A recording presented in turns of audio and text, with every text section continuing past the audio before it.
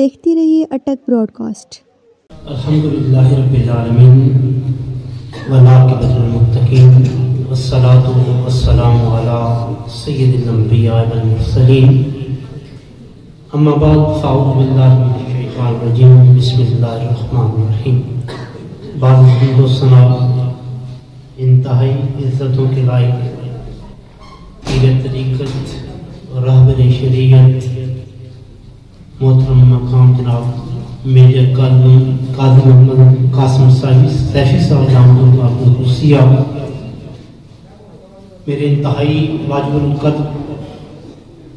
قبلہ ڈاکٹر قاضی امجد حسین قاضی صاحب کے حکم سے آپ کے سامنے چند ایک لمحات آپ کی سماعتوں کی نظر کروں گا۔ دعا ہے کہ اللہ جل شانہ مجھے حق و سچ کہنے کی اور آپ کو سن کر ہم سب کو اس پر عمل پیرا ہونے کی توفیق عطا فرمائے۔ حضرت کا کثیر تعداد میں علماء کرام تشریف فرما ہیں۔ تمام دوستوں کو ایک موضوع دیا گیا، ہر ایک شخص اپنے موضوع کو اپنے وقت کے اندر، کیونکہ میں نے ڈاکٹر صاحب سے قبلہ سے گزارش کی تھی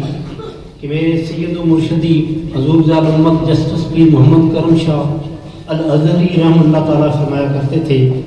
کہ بندہ مومن کی سب سے قیمتی متاع وقت ہے۔ آج ستم ظریفی یہ ہے کہ ہم وقت کو اہمیت نہیں دیتے، اسی لیے اس دفعہ آپ نے دیکھا ہوگا کہ ڈاکٹر صاحب نے قبلہ تمام دوستوں کو باؤنڈ کیا ہے کہ وہ کم سے کم 10 منٹ 5 منٹ 10 منٹ میں اپنا، چاہے وہ طویل خطاب ہو یا قلیل ہو، اس کو آپ نے ایک کوزے میں بند کرنا ہے۔ حضرت میرا موضوع انتہائی اہمیت کا حامل ہے، لیکن کیونکہ میں نے خود یہ ریکویسٹ کی تھی تو میں خود اس پر بھی عمل پیرا رہوں گا۔ میرا 10 منٹ تک کا ہے، میں کوشش کروں گا 9 منٹ میں اپنا اسٹیج چھوڑیں۔ حضرت بیت اور اصلاح نفس، ان دونوں کا تعلق کیا ہے؟ موجودہ دور میں ہمیں سب سے پہلے بیت کی اہمیت کو سمجھنا پڑے گا کہ بیت حقیقت میں کیا چیز ہے، پھر نوجوان نسل کو، بزرگوں کو، اہل علم کو، دانشوروں کو سمجھ آئے گی کہ بیت کے بعد جو اصلاح کی بات کی جاتی ہے وہ کیا چیز ہے۔ مدعا اور مقصد بیت کو سمجھنا ہے۔ حضرت کا شخصی بیت، کسی ایک فرد کے ساتھ بیعت کریں، عالم دین صالحین نیک کے اوپر، کہ میں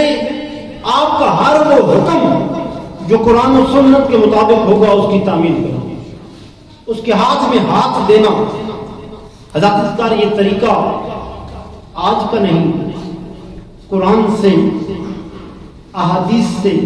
سیرت نبویہ صلی اللہ علیہ وآلہ وسلم سے یہ چیز بیعت ثابت ہے۔ یہی وہ طریقہ ہے شخصی بیعت۔ 1300-1400 سال سے امت میں چلا آ رہا ہے کہ کوئی اجتماعی ادارہ امت کی تاریخ میں وجود میں آیا ہی نہیں بیعت کے سوا۔ یعنی 1400 برس کی امت مسلمہ کی تاریخ میں کوئی تحریک ہو، کوئی ادارہ ہو، وہ بیعت کے سوا مارد وجود میں نہیں آیا۔ ہر ایک چیز کی چیز بنیاد و بیعت پر ہے۔ حضرت کا آپ دیکھیں بیعت عقبہ اولیٰ، بیعت عقبہ ثانیہ، بیعت رضوان، خلافت قائم ہوتی ہے تو بیعت سے، ابو بکر سے بیعت ہوتی ہے، عمر سے بیعت ہوتی ہے، عثمان سے بیعت ہوتی ہے، حضرت علی مولا کرم وجہ الکریم سے بیعت ہوتی ہے۔ پھر جب ملوکیت آتی ہے تو پھر بیعت ہوتی ہے۔ جب نظام خلافت میں بگاڑ آتا ہے تو حسین جیسا شاہ سوار میدان میں آتا ہے، پھر بیعت ہوتی ہے۔ حضرت زبیر آپ تاریخ اٹھا کے دیکھ رہے، ملوکیت ہو تو بیعت کے اوپر، جنگیں لڑی جائیں تو بیعت کے اوپر، حتیٰ کہ روایت میں آتا ہے حضرت عبداللہ ابن زبیر نے حجاز میں پہلی اسلامی حکومت قائم کی تو بیعت کے اوپر۔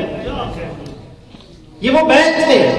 جو ایک شخص کے ساتھ، اور بیعت کا لفظ بیعم سے مشتق ہے، جس کی معنی ہے لین دین کرنا۔ لین دین کیسے ہوگا کہ ایک آدمی مال دیتا ہے،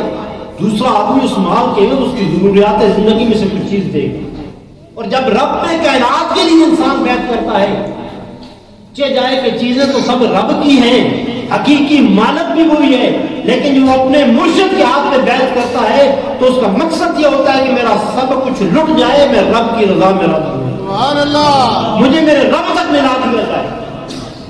بیعت کا مقصد ہی یہ ہے کہ انسان اپنے رب کو پالے، کیونکہ نفس کی آلائشیں، خرافاتیں انسان کو دنیا میں بھٹکا دیتی ہیں اور انسان اپنے حقیقی رب سے دور ہوتا چلا جاتا ہے۔ یہ مرشد کامل کا در ہوتا ہے جو اسے دنیا کی آلودگیوں سے اٹھا کر رب کائنات کے راستے پر لگا ہے، اور اس پر لگنے کے لیے بندے کا بیعت ہونا ضروری ہوتا ہے۔ حضرت ذوالفقار آپ دیکھ لیں، بیعت رضوان، بیعت جہاد، بیعت توبہ، حضور صلی اللہ علیہ وسلم کی بارگاہ میں سورہ الممتحنہ میں ہے کہ چند عورتوں کو جب آنے لگی تو رب کائنات نے کیا ارشاد فرمایا کہ ان سے بیعت کیجیے، تھی تو مومن، لفظ مومن استعمال، مومنہ عورتیں، پتہ چلا وہ اللہ پر ایمان لا چکی تھی، اور بیعت کس چیز پر کی جا رہی ہے؟ گناہ نہیں کریں گی، چوری نہیں کریں گی، غیبت نہیں کریں گی، یہ وعدہ دیا جا رہا ہے، حضور اس پہ بیعت لے رہے ہیں۔ حضرات ذوالفقار آپ دیکھیں، ایک جماعت ہو تو اس کا وجود بھی، روایت میں آتا ہے کہ ایک صحابی جو بدری صحابی ہیں، حضرت عبداللہ ابن ثابت، عبادہ ابن ثابت رضی اللہ عنہ، آپ ارشاد فرماتے ہیں کہ میں موجود تھا، ایک ٹولہ، ایک جماعت حضور کی بارگاہ میں آتی ہے، لوگ حضور کے گرد جمع ہو چکے ہیں، اور جب وہ اکٹھے ہوتے ہیں تو حضور ارشاد فرماتے ہیں، آپ نے ارشاد فرمایا تم بیعت کیوں نہیں کرتے؟ تو پوچھا گیا اللہ کے نبی کس بات پر بیعت کریں؟ تو آپ نبی کریم صلی اللہ علیہ وسلم نے ارشاد فرمایا تم شرک نہیں کرو گے، تم غیبت نہیں کرو گے، اس چیز پر، گناہوں کی علائش جو ہے جس میں آدمی ڈوب جاتا ہے، اس سے ختم کرنے کے لیے ارشاد فرمایا کہ تم بیعت کرو گے۔ حضرات ذوالفقار آپ دیکھیں، اللہ جل شانہ نے قرآن مجید فرقان حمید میں جا بجا اس چیز کا ذکر ارشاد فرمایا، اور سورہ الفتح میں ارشاد فرمایا بے شک جو لوگ آپ صلی اللہ علیہ وسلم سے بیعت کرتے ہیں وہ در حقیقت اللہ سے بیعت کرتے ہیں، اور اللہ کا ہاتھ ان کے ہاتھوں پر ہے، بس جس نے توڑ دیا اس بیعت کو تو اس کے توڑنے کا وبال اسی کی اپنی ذات پر ہوگا، اور جس نے پورا کیا اس عہد کو جو اس نے اللہ تعالیٰ سے کیا تو اس کو اجر عظیم عطا فرمایا جائے گا۔ حضرات ذوالفقار آگے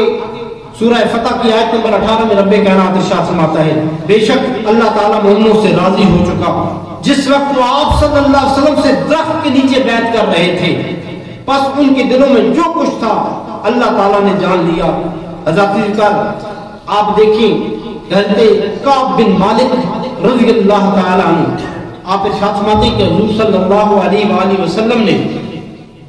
جب بیعت اسلام کے آغاز میں بیعت عقبہ اولیٰ جسے کہا جاتا ہے، پہلی دعوت دی جو لوگ ایمان لائے، پھر دوسری بیعت عقبہ ثانیہ،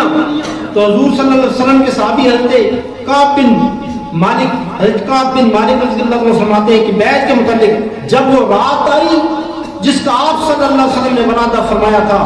تو ہم شروع رات میں سو گئے، جب لوگ گہری نیند سو رہے تھے تو ہم نے بستروں سے اٹھتے حتیٰ کہ وادی عقبہ میں اکٹھے ہو گئے، اور کوئی دوسرا آدمی آپ صلی اللہ علیہ وسلم سے ان سے گفتگو فرمائی اور دعوت اسلام دی، انہیں اسلام کی رغبت دلائی اور قرآن پاک کی تلاوت فرمائی، یہ سب سن کر دعوت قبول کی گئی۔ حضرات ذوالفقار اس بیعت کے ذریعے انسان اللہ تعالیٰ کا قرب حاصل کرتا ہے۔ ہماری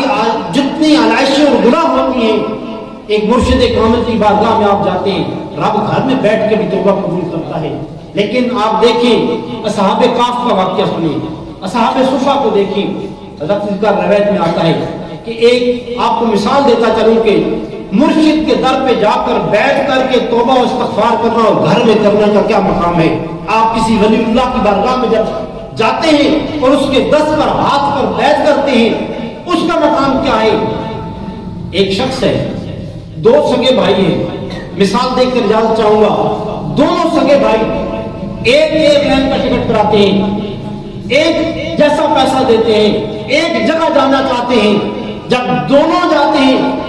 ایک کو ٹکٹ ملتا ہے وہ ایروپلین پہ اپنے جہاز میں چلا جاتا ہے، دوسرے کو بٹھا دیا جاتا ہے، پیسہ سب نے دیا، دونوں سگے بھائی تھے،